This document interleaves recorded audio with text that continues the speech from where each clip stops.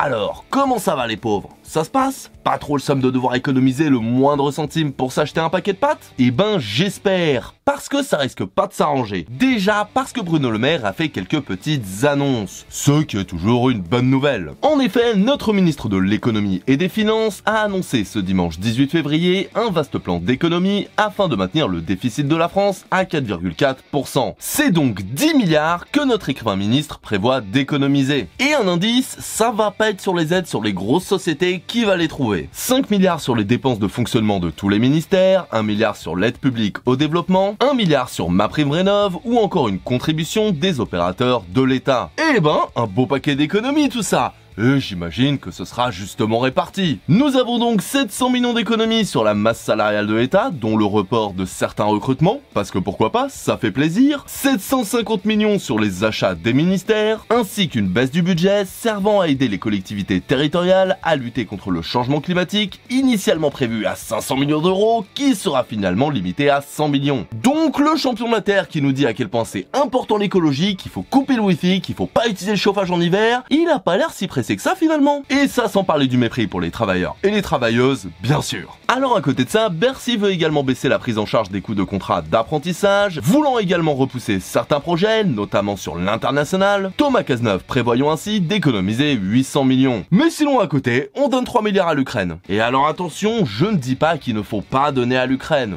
Au contraire. Mais déjà, pourquoi que l'Ukraine alors que d'autres pays sont en galère, genre la Palestine? Et ensuite, si vous voulez donner à l'Ukraine et faire des économies, il y a toujours les solutions de taxer les riches, les entreprises ou de s'attaquer à la fraude fiscale. Mais ça, bizarrement, vous y pensez jamais. Surtout quand tu sais qu'en 2023, le CAC 40 a fait 120 milliards de bénéfices. Donc 10 milliards de taxes bien réparties entre ces différentes entreprises, ça me paraît envisageable. En tout cas, avec tout ça, on voit que, comme d'habitude, ce sont les travailleurs, les travailleuses, les apprentis, l'environnement et les immigrés qui seront les premiers touchés. Par contre, à côté de ça, ça n'empêche pas les députés et les sénateurs d'augmenter leur salaire. Non mais vous comprenez, l'inflation, tout ça, ils pouvaient pas s'en sortir avec 5000 balles, hein. Alors si vous qui me regardez, vous vous dites que les coupes budgétaires de l'État, ça vous concerne pas parce que vous travaillez dans le privé, donc OSEF, déjà si, ça vous concerne, étant donné que ces coupes budgétaires vont impacter le bon fonctionnement de ces ministères, et donc forcément leur efficacité aussi,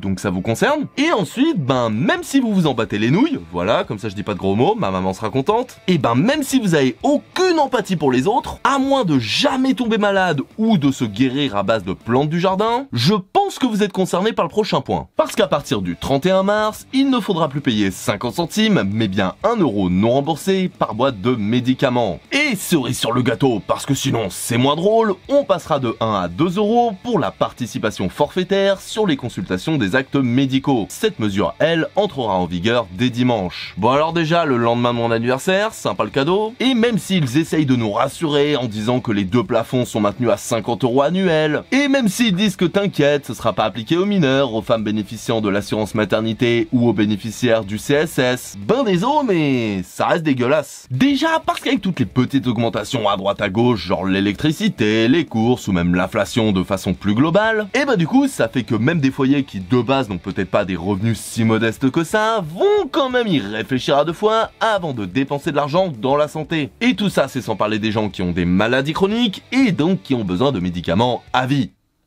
Eux, on s'en fout. Et même sans tout ça, oui, vous plafonnez, oui, vous touchez pas aux mineurs, etc. C'est mignon tout plein, tout ça. Mais qui nous dit que vous allez vous arrêter là? Non, mais vous semblez tellement bien parti sur votre lancée pour détruire tous les acquis sociaux. Ce serait quand même con de s'arrêter en si bon chemin. Alors après, et pour rester dans la santé, mais dans un autre genre, on a le Sénat qui a rejeté un texte voulant instaurer un arrêt de travail pour les femmes en cas de règles douloureuses dans les entreprises. Le tout à 206 voix contre 117. Clairement, on voit que les femmes sont pas majoritaires au Sénat. Alors attention, loin de moi l'idée de vouloir insinuer que le gouvernement ou le Sénat ont des décisions sexistes.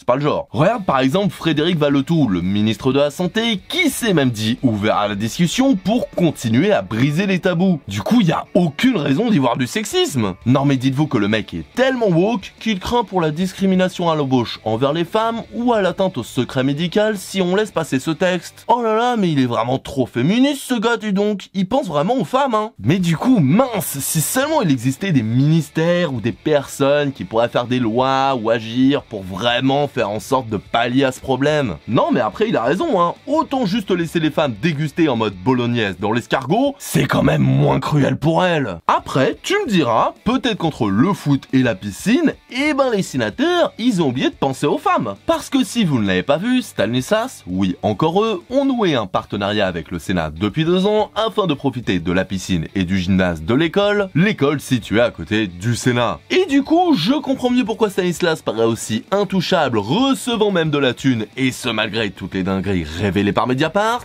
le Sénat avait besoin de leur piscine. Alors avec tout ça, et tout ce qu'on voit semaine après semaine sur la chaîne, et ben du coup, on comprend mieux pourquoi de nombreux secteurs ont décidé de faire grève pendant les JO. Alors je l'ai dit, et je le redis, mais nous aussi on a un coup à jouer. Et si on veut imposer nos thèmes et demander des trucs à Macron, ça va être un moment déterminant.